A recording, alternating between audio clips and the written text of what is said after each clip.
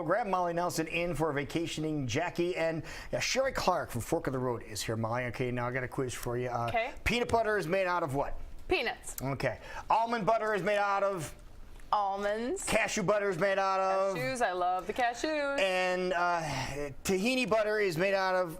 I read this. I read the producer Rachel. When you email me, I do look at them, so I know. I wouldn't have known. Tahini is what it's made out of. No, right? It's sesame. This is really cool. Sheree Clark is with Jason right now in the kitchen, the Wood Harbor kitchen, and you got to tell us all about this. I love sesame seeds. Yeah, well, and you've brought a bunch of different concoctions. Given the time of year, you thought this was appropriate. You were saying. Yeah, I think this is appropriate for a couple reasons. One, we're falling off our resolutions because we're at the middle of the first month.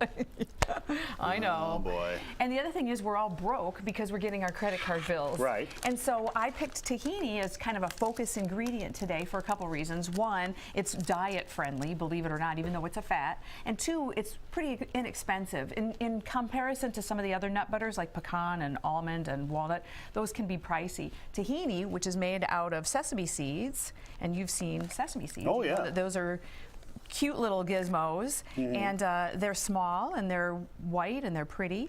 Now a nut butter, and in this case we have a seed, right? Yeah. But a nut butter is basically the nut or the seed and water. Is that pretty much it? No, there's no water. What you do, you can make your own nut butter at home. And sesame seed butter tahini is not one that I've made at home myself. I've done just about every other kind, but you simply put it in the nuts into the food processor and let them go. Right. And the mistake that most people make when they're making homemade nut butter is they abort the mission too quickly. They say, "Oh, this isn't working. I quit. I'll just buy it." Right. Well, the issue is just keep going, and if your machine starts to overheat, turn it off, let it rest, and start it up again. It's okay. It's a cinch. Because it's a bit of a work for the machine. It is, and the key is people get tempted to start adding things, and once you do, the machine sometimes will seize up.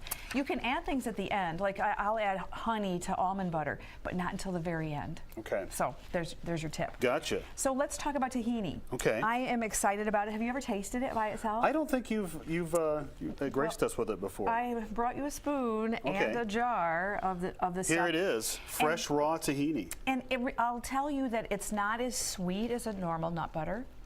It's not offensive, but it's got a little bit of a back taste to it.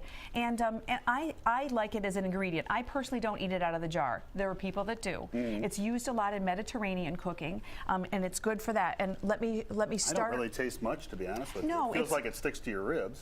Yes, and that's what makes it good for a diet aid, because it is good in that regard. And it's versatile, and it's wonderful for a whole bunch of things, including a smoothie. So I made you a smoothie. Thank you. I love smoothies. What I like about this one is it tastes to me like a vanilla milkshake. It's awesome.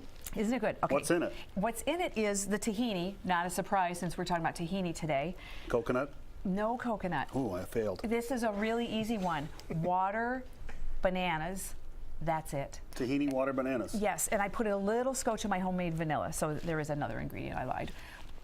Isn't That's that really lovely? good, yeah. I just think it tastes just like a vanilla milkshake, and It it's does. thick and delicious. If you wanted to ramp it up nutrition-wise, you could throw in some romaine, or you could put in some spinach, or any other kind of a blander, like not a real print, like you wouldn't put arugula in there. Right, because you'd taste it. Exactly. So a nice green would go beautiful in there, and you don't need an additional sweetener because of the frozen bananas. It's really good. I thought you'd Honestly, like that. yeah, thank you very much. Yeah.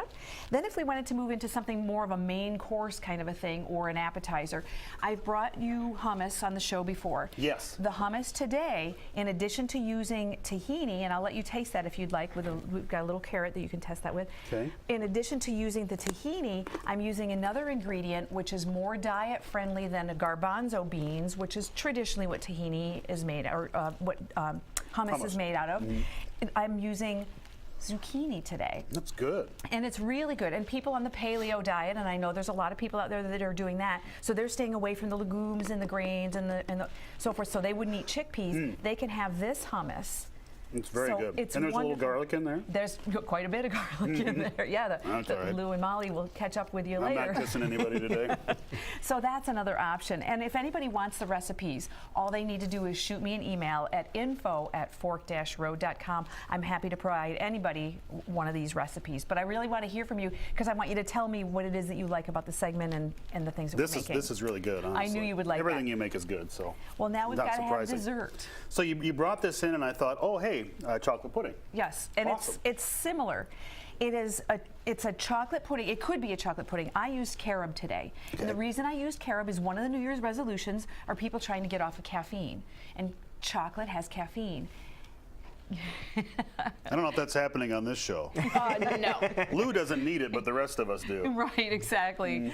Well, if you're trying to cut down on caffeine, you need to know that chocolate contains caffeine. Okay. So the carob powder is a substitute. It's not an across-the-board substitute. I'm not going to lie to you. It's like saying that non-alcoholic beer is just as good as regular beer. Yeah, I know, exactly. It tastes similar, but It's similar, but it's not quite the same thing. So why don't we give this a test drive? okay. And obviously I've used carob because it's a carob pudding. And what else is in here? There's tahini because that's part of the theme we've got going on there. Great. Isn't it wonderful?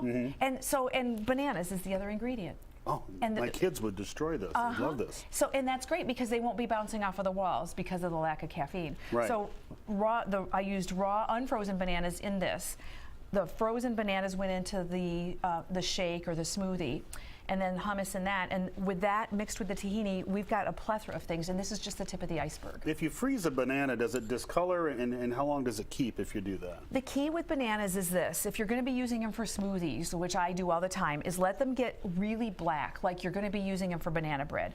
Peel them before you put them in the freezer, because to peel them after they're frozen is not fun. Oh, really? So you peel them before you put them in the wouldn't freezer. have known that. Yeah, and that's a lot of people will do that, and then they're like frustrated, and then they end up throwing the mess away.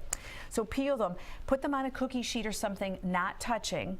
Put them in the freezer and let them get solid. Then pick them up and throw them in the bag. And the reason that you're going to do that is if you put them in the bag when they're peeled, you're going to end up with a banana clump. Oh, one big. Yeah, Okay. and you don't want that because you're going to need an ice pick then to separate it, and then you'll say the heck with it, and you won't do your wonderful healthy things. Good advice. I'm glad I asked. The reason we let them get black is it lets all of the sugars come forward into the fruit, and that's why we haven't used any additional sweeteners. In these two things, you would expect maybe to add agave or dates or something. You don't need it.